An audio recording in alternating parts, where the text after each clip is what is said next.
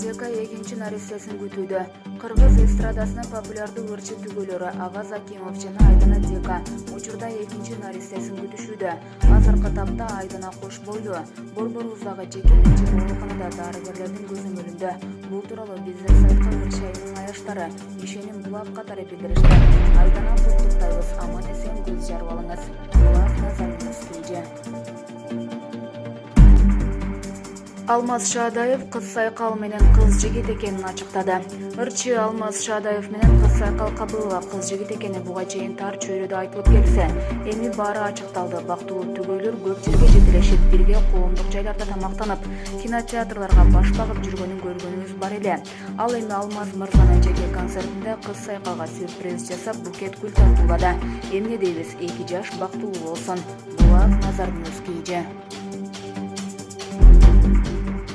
Ассоль Молдокматовага Орусиянын эмгек сиңирген ишмери наамы ыйгарылды.